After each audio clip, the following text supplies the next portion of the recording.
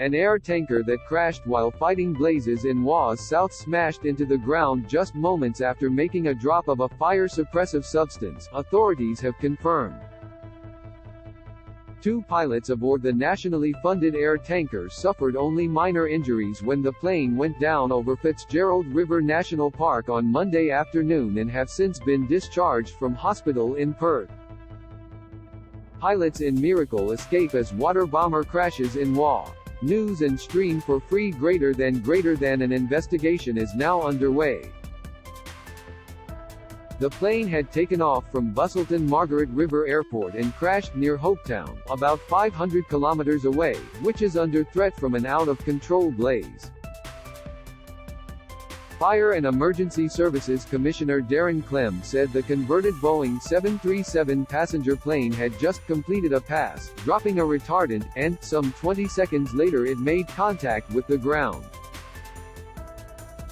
Coulson Aviation, which owns and operates the aircraft which went down on Monday, has taken another WA-based C-130 large air tanker offline while the investigation is ongoing.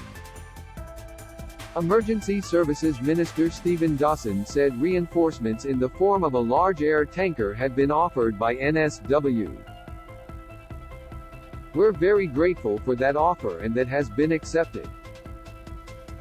We'll see that over in the West in the coming days," he said. Dramatic pictures which emerged on Tuesday showed black smoke billowing from the wreck of Monday's crash. Other smaller firefighting aircraft operating over the fire at the time are understood to have continued dumping water and retardant to keep flames at bay while the pilots were recovered.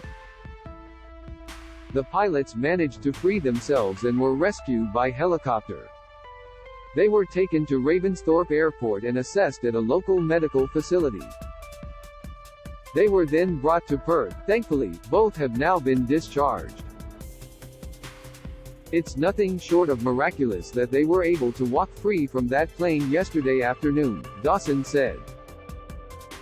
"We're very grateful they are healthy and well." What stunned medical professionals at RPH was that both were able to walk into hospital. Coulson Aviation said it was grateful the pilots were safe. "Our thoughts and our immediate concern is for those team members and their families," it said in a statement. A different aircraft operated by the company crashed in the NSW Snowy Mountains in January 2020, killing 3 people on board. ATSB Chief Commissioner Angus Mitchell said it was too early to suggest any link between the 2 incidents or wider implications for the 737 airliner fleet. "This is fairly common that air tankers are converted from other uses," he said. "In terms of a large aircraft like this coming down, it's generally never one thing that goes wrong, it's quite often a succession of things." The aircraft in Monday's crash was a large Boeing 737 often seen fighting bushfires in Perth and the hills. The WA crash site is in a remote part of the national park, but it is hoped Australian Transport Safety Bureau investigators will be able to reach the wreck on Wednesday, once fire crews have deemed it safe. The pilots are expected to speak with the ATSB over the coming days as part of a routine crash investigation. Investigators will assess the plane and check the flight recorder to understand what was happening in the cabin at the time of the crash. Maintenance records will also be scoured. Opposition Emergency Services spokesperson Martin Aldridge has called for a pause on the use of the large air tankers. Dawson said the government would take advice from the Safety Bureau, but the aircraft was a vital part of the state's firefighting arsenal.